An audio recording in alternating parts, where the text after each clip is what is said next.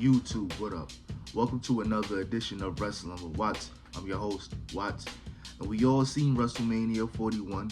We all seen night 1, night 2. Well, I hope you seen night 1, night 2. But we saw night 2, and we saw John Cena win his 17th World Championship, surpassing Ric Flair and surpassing a couple of other people along the way. But we seen John Cena get his 17th, and I'm not gonna lie, I'm happy. I feel like everybody's happy, but I feel like everybody's not happy with the match.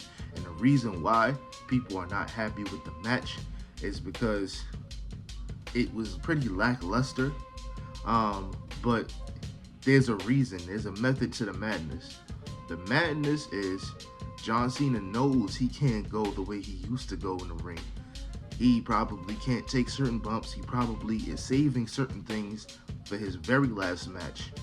But also, this is a perfect time for the heel turn, you see? Let's keep following.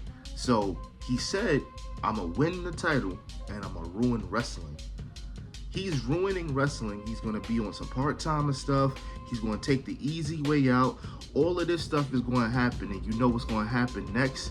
Cody Rhodes, John Cena, and CM Punk is going to have to save WWE. That's what we're getting. That's the end goal of this entire thing. It's probably going to be Cena aligned with The Rock, aligned with Seth Rollins, and maybe one more other person if The Rock is not getting involved in the six-man. And I feel like everybody's end goal is pretty clear.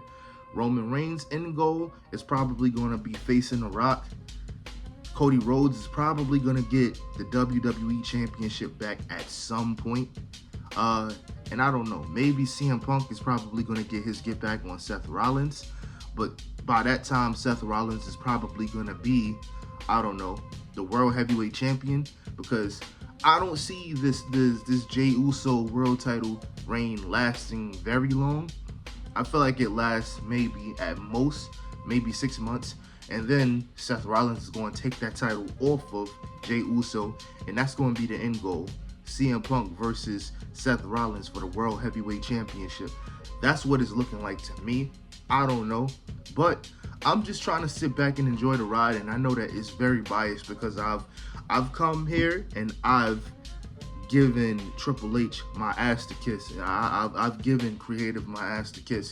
I've dissed Creative so many times, I know, but I'm just trying to see the bigger picture because Cena's one of my favorites, and I truly don't think that they'll have his retirement run be lackluster.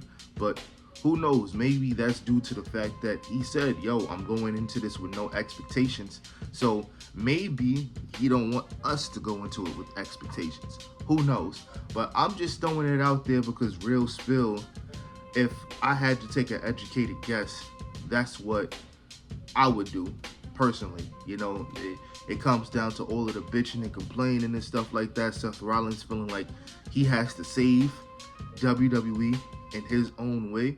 So he's doing what he's doing, and that's why he chose the path that he chose.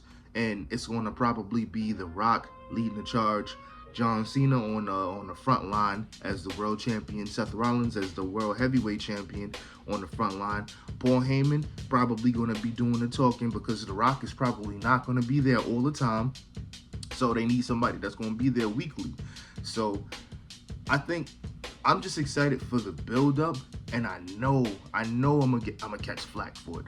I know for a fact people are gonna look at me like, yo, you was just dissing Triple H for not pushing certain people or doing lackluster things with storylines and just patchwork. The women's mid-card division is terrible. And yeah, all of that is still true. All of that is still true. That's not a day that goes by where I'm not going to slander them for what they're doing, because they gave this match to Becky Lynch to return when what they could have done was given Lyra Valkyria a secret Intercontinental Championship challenger, and it was Becky Lynch. I know what that entails, but to be honest, Lyra Valkyria beat her in NXT. So it's like, it wouldn't have been a bad idea. It would have been a great way to push a young talent, maybe even get heel Becky Lynch. But we're talking about John Cena and his 17th championship. And I'm not gonna lie. I'm tuning into Raw tonight to see what's up, but I'm excited. I'm not gonna lie, and it's very much biased. It's very much biased. But John Cena is one of my favorites. Not my top 5 per se, top 10 for sure, but not my top 5. But everybody already knows my top 5 really and truly. So like it ain't nothing. John Cena is probably number 6 on that. So I can't in no world, just like Doctor Strange, and none of these visions and none of these outcomes could I see it not being a good day for John Cena fans. You know, because we've wanted this heel turn for a very long time, and I do think that we get the theme music in the changed gear at some point. I do. They just had to sell and buy into this whole John Cena don't care about the fan stuff and make him come out with pitch black Titantrons and stuff like that. And to me, I liked it.